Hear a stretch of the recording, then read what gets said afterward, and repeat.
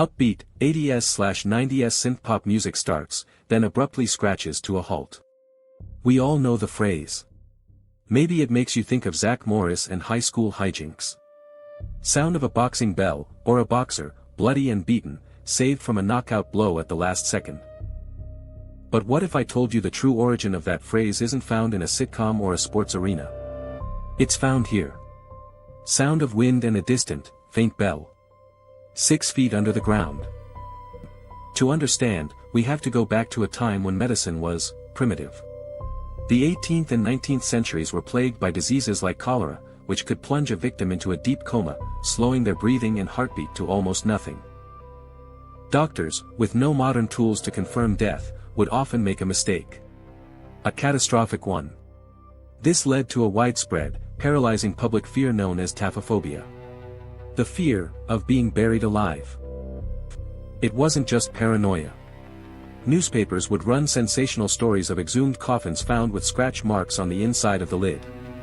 Of skeletons with their fingers broken, their bodies contorted in a final, desperate struggle. This terror sparked a wave of morbid innovation. Inventors across Europe and America scrambled to create a solution, the safety coffin.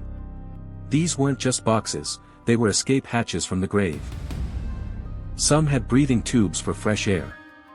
Others had ladders.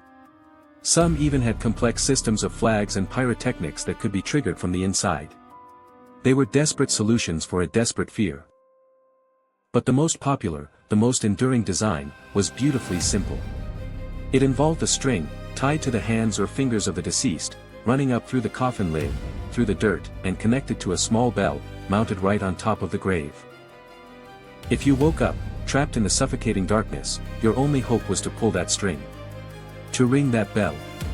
To pray that someone on the surface would hear your plea and come to your rescue. To hope that you would be saved by the bell. And who was supposed to be listening? Often, a cemetery night watchman, whose job it was to sit in the graveyard all night, listening for the faint chime of a bell. This lonely, morbid duty is believed to be the origin of the term the graveyard shift. This dark folklore also gives us another phrase. If someone looked exactly like another person, they might be called a dead ringer, a chilling nod to the poor soul who might literally be ringing a bell from their grave. Now for the grim reality check. For all the patents filed and coffins sold, there is not a single, verified case of anyone ever actually being saved by one of these devices. The bells were likely only ever rung by the shifting of decomposing bodies or the settling of the earth. The fear was real, the inventions were ingenious, but the silence from the graves was absolute. The safety coffin wasn't a tool of rescue, it was a monument to terror. A comfort for the living, not a salvation for the dead.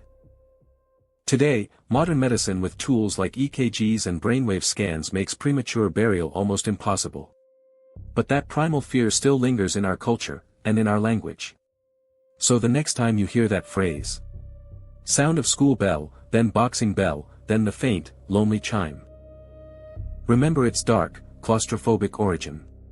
It's not about winning a match or passing a test. It's about a last, desperate pull on a string, a final scream for help from a world you were never supposed to leave. Now you know the truth, hidden by history.